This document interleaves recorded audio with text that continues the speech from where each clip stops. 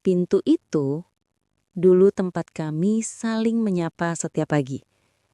Tapi siapa sangka, di balik pintu rumahku sendiri tersimpan dosa yang bahkan Tuhan mungkin enggan memaafkan. Aku mencintai istriku, tapi aku juga mencintai ibunya. Dan cinta itu berakhir dengan darah. Halo teman-teman semua, selamat datang kembali di Curhat Wanita, tempat di mana setiap cinta punya sisi gelapnya sendiri.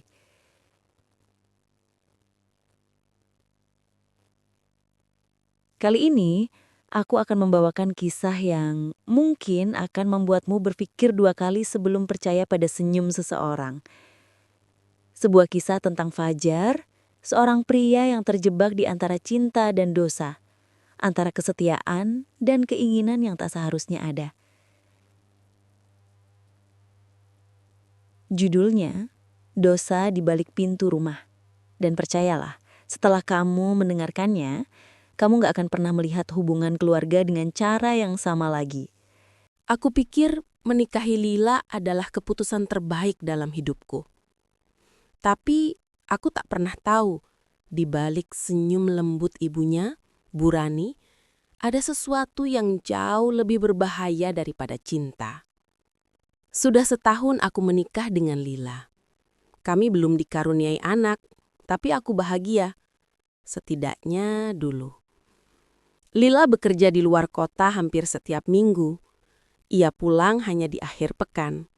Lelah dan sering tertidur sebelum sempat berbicara lama denganku. Aku memakluminya. Tapi kesepian itu pelan-pelan tumbuh seperti kabut yang tak mau pergi. Bu Rani, ibunya, sering datang berkunjung. Katanya, ia hanya ingin memastikan rumah ini tetap rapi dan aku makan dengan benar. Usianya 46 tahun, tapi wajahnya masih cantik. Terlalu cantik untuk wanita seusianya. Caranya tersenyum, cara ia berbicara lembut dan penuh perhatian membuat suasana rumah yang sepi terasa hidup kembali. Awalnya, semua terasa wajar. Ia membuatkan sarapan, menjemur pakaian, dan menanyakan kabar Lila. Namun lama-kelamaan, ada hal-hal kecil yang mulai terasa aneh. Tatapan matanya bertahan sedikit lebih lama dari seharusnya. Sentuhannya di pundakku terasa lebih hangat dari sekedar perhatian seorang ibu mertua. Suatu sore, saat hujan turun dan listrik padam, kami duduk di ruang tamu hanya ditemani cahaya lilin. Bu Rani menatapku lama sebelum akhirnya berkata pelan, "Kamu pasti kesepian ya, Fajar. Lila terlalu sibuk mengejar karir." Aku tahu. Aku terdiam. Tak tahu harus menjawab apa. Dalam diam itu, ada sesuatu yang bergeser.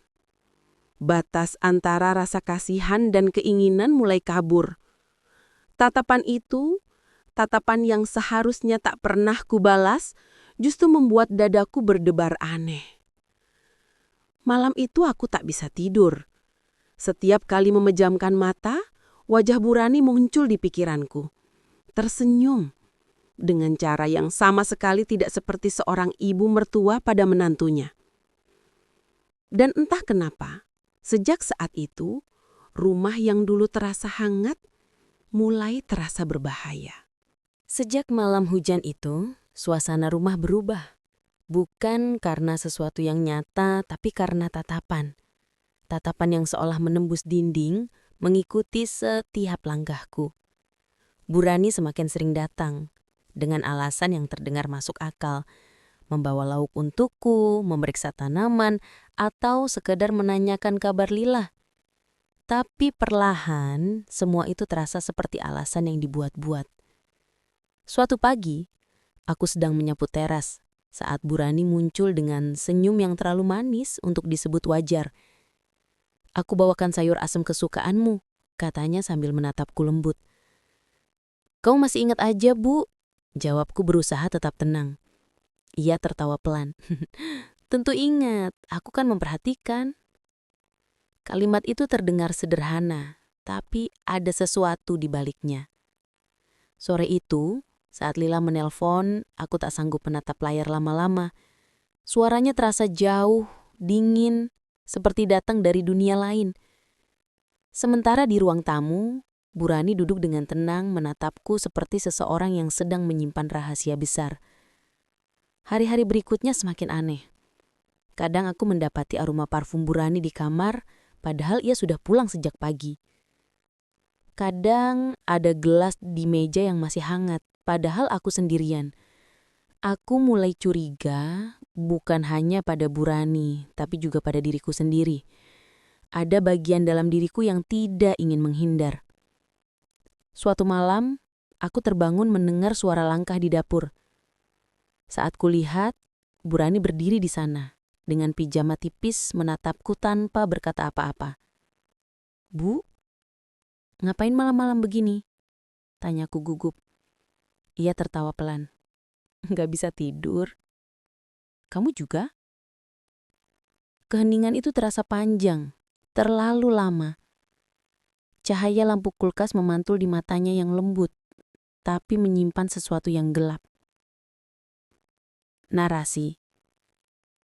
Aku tahu ini salah, tapi dalam setiap tatapannya, dalam setiap nafasnya, aku merasa seperti terperangkap. Seolah aku berdiri di tepi jurang, dan ia sedang menunggu aku melangkah turun bersamanya. Sejak malam itu, aku tahu, tidak ada lagi jalan untuk benar-benar mundur. Hari-hari berikutnya seperti kabur. Aku tidak tahu kapan tepatnya segalanya berubah. Kapan perhatian kecil dari Bu Rani berubah menjadi pelukan, dan kapan pelukan itu berubah menjadi dosa. Yang ku tahu, setiap kali Lila menelpon, rasa bersalah menekan dadaku sampai sulit bernapas. Tapi begitu Bu Rani menatapku dengan senyum lembutnya, semua logika hilang. Ia tahu kapan harus datang, kapan harus berhenti, dan bagaimana membuatku merasa dibutuhkan. "Kamu gak salah, pacar," katanya suatu malam, suaranya nyaris berbisik. "Kita cuma saling melengkapi kekosongan." Tapi aku tahu, yang kami lakukan bukan melengkapi. Kami sedang menghancurkan sesuatu yang utuh. Meski begitu, tubuhku tak mau berhenti, dan hatiku seperti dikhianati oleh pikiranku sendiri. Sampai akhirnya, suatu hari Lila pulang lebih awal dari jadwal biasanya. Aku baru saja tiba dari kantor ketika melihat mobilnya di garasi. Jantungku hampir berhenti. Bu Rani masih di dalam rumah. "Lila pulang," bisikku panik. Bu Rani hanya menatapku, matanya tajam tapi tenang. "Tenang saja, aku ibunya. Tak ada yang perlu dicurigai." Namun aku bisa merasakan dinginnya udara saat Lila membuka pintu. Ia memandangi kami bergantian, aku dan ibunya. Lalu senyum kecil, tapi ada sesuatu di senyum itu. Bukan senyum lega, bukan juga senyum bahagia. Itu senyum seseorang yang baru menyadari pengkhianatan. Selama makan malam, Lila tak banyak bicara. Tangannya gemetar sedikit saat menuang air. Aku berusaha bersikap biasa, tapi tiap kali pandanganku dan Bu Rani bertemu, napasku terasa sesak. Lila menatap kami lama.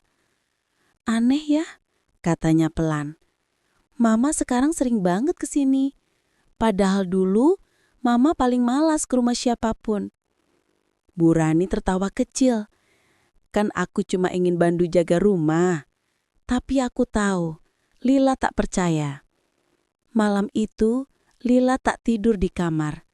Ia memilih duduk di ruang tamu sampai pagi. Dan saat aku menatap dari pintu, ia menatap balik dengan mata yang tak lagi sama. Kosong, tapi tajam. Sejak malam itu, suasana rumah berubah sepenuhnya. Tak ada lagi tawa Lila, tak ada percakapan ringan di meja makan. Hanya sunyi yang menempel di setiap dinding. Aku berusaha bersikap biasa. Pura-pura tak tahu bahwa istriku telah mengetahui segalanya. Tapi diamnya Lila bukan ketidaktahuan. Itu semacam ancaman yang disamarkan dalam ketenangan. Bu Rani masih sering datang, meski suasananya kian tegang. Setiap kali mereka berdua duduk bersama, aku bisa merasakan hawa dingin di antara mereka. Dua perempuan yang aku cintai, atau mungkin dua orang yang akan menghancurkanku, saling menatap dengan senyum sopan yang terasa seperti pisau. "Kamu kelihatan capek, Nak," ucap Bu Rani suatu sore ketika aku baru pulang kerja.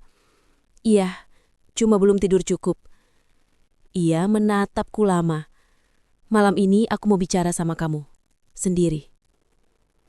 Aku tidak sempat menolak, karena malam itu Lila sudah tidur, atau setidaknya berpura-pura tidur. Di ruang tamu hanya ada cahaya lampu temaram dan aroma kopi yang sudah dingin. Bu Rani duduk di seberangku, menatap dengan mata yang tak lagi teduh. "Kamu masih sayang sama Lila?" tanyanya pelan. "Tentu," jawabku cepat. "Lalu kenapa kau masih terus menatapku seperti ini?" Aku tak bisa menjawab. Kata-kata itu menggantung di udara, bersama dengan rasa bersalah yang mulai terasa sesak di dada. Bu Rani bangkit, berjalan mendekat. Tangannya menyentuh pipiku lembut. Tapi kali ini, sentuhan itu tak lagi terasa hangat, lebih seperti peringatan. "Kau tahu, Fajar, kadang cinta itu bukan tentang memiliki, tapi tentang menghapus yang menghalangi." Aku menatapnya, tidak mengerti, tapi sebelum sempat bertanya, Lila muncul di ambang pintu. Matanya merah, seolah sudah lama menangis. "Aku dengar semuanya, dan aku sudah tahu sejak lama, Mas." Bu Ranu menoleh cepat, wajahnya pucat. Lila melangkah mendekat, suaranya bergetar tapi tegas. "Mama, aku hanya ingin tahu, kenapa?" Tak ada jawaban, hanya kehinangan panjang. Lalu Lila berbalik, berjalan menuju kamar, dan itulah terakhir kali aku melihatnya. Keesokan paginya, rumah penuh orang. Polisi, tetangga, suara ambulans. Lila ditemukan tak sadarkan diri di kamarnya. Mereka bilang jantungnya berhenti mendadak. Tidak ada tanda kekerasan, tidak ada bukti apapun. Bu Rani menangis histeris memeluk tubuh Lila dengan teriakan yang menggema. Tapi di sela-sela tangis itu, aku melihat sesuatu di matanya, sebersit ketenangan. Seolah semua yang terjadi sudah direncanakan. Sudah 3 minggu sejak kepergian Lila. Rumah ini kini terasa seperti kuburan yang berdiri tegak. Setiap sudutnya menyimpan bayangan yang tak mau hilang. Aku mencoba membersihkan, membakar pakaian, menyingkirkan foto-foto. Tapi aroma tubuhnya tetap ada. Samar, menusuk, seperti menolak pergi. Bu Rani tak pernah datang lagi sejak hari pemakaman. Tak ada kabar, tak ada pesan. Hingga suatu pagi, tukang pos mengantarkan sebuah amplop coklat tanpa nama pengirim. Tulisan di depannya halus dan rapi. Hanya tertulis, "Untuk Fajar." Tanganku gemetar saat membukanya. Di dalamnya hanya selembar kertas beraroma bunga Kamboja dan tulisan tangan yang sangat kukenal. "Nak Fajar, aku tahu surat ini mungkin akan kau baca dengan kebencian. Tapi biarlah, karena kebencianmu pun bagian dari cintaku yang gagal kupahami. Kau datang dalam hidupku tanpa sengaja, membawa kembali wajah masa lalu yang ingin kulupakan.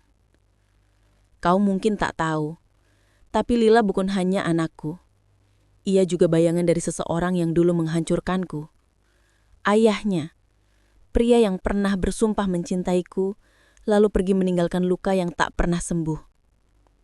Ketika aku melihatmu pertama kali, aku seperti melihatnya kembali. Suara, cara bicara, bahkan tatapanmu. Aku tahu itu gila, tapi hatiku tidak bisa berhenti. Kau adalah kenangan yang hidup kembali, dan aku ingin memilikinya, dengan cara apapun." Lila tahu, ia melihatnya di mataku sebelum kau sempat menyadarinya. Ia mencintaiku, tapi juga membenciku. Dan aku tak kuat menatapnya setiap kali ia memanggilku Mama. Karena yang kulihat bukan anak, melainkan penghalang. Aku tidak berniat menyakitinya, sungguh. Aku hanya ingin semuanya berhenti. Aku ingin kau bebas dan aku juga tenang. Tapi mungkin Tuhan lebih tahu bagaimana cara mengakhiri dosa kita. Kalau suatu hari kau mendengar kabar aku tak lagi di dunia ini, jangan datang ke kuburanku. Cukup doakan aku dalam diam, karena di antara semua kesalahan yang aku lakukan, satu hal yang tak pernah kusesali hanyalah mencintaimu. Rani. Aku memandangi surat itu lama sampai tinta hitamnya memudar terkena air mataku. Suara detak jam di ruang tamu terdengar begitu keras malam itu. Dan di tengah sunyi, aku merasa seperti ada seseorang berdiri di belakangku. Wangi bunga Kamboja yang sama memenuhi udara. Kisah ini belum berakhir. Di balik setiap senyum, selalu ada rahasia yang tak pernah benar-benar terkubur. Kalau kamu penasaran bagaimana nasib Fajar selanjutnya, jangan lupa tekan tombol like, subscribe, dan nyalakan loncengnya biar nggak ketinggalan kelanjutan kisah gelap di balik cinta terlarang ini.